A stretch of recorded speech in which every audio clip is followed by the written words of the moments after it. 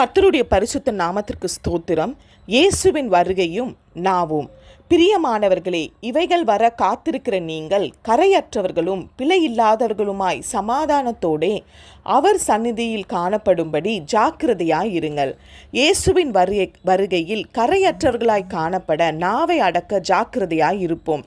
நாவை குறித்த வசனங்களை பார்ப்போம். அப்படியே நாவானதும் சிறிய அவயமாயிருந்தும் பெருமையானவைகளை பேசும். பாருங்கள், சிறிய நெருப்பு எவ்வளவு பெரிய காட்டை கொளுத்தி விடுகிறது.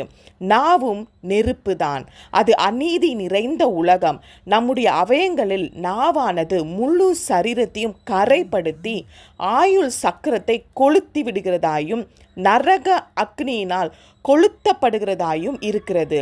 நாவை அடக்க ஒரு மனுஷனாலும் கூடாது.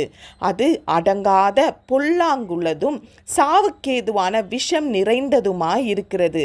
அதனாலே நாம் பிதாவாகிய தேவனை துதிக்கிறோம்.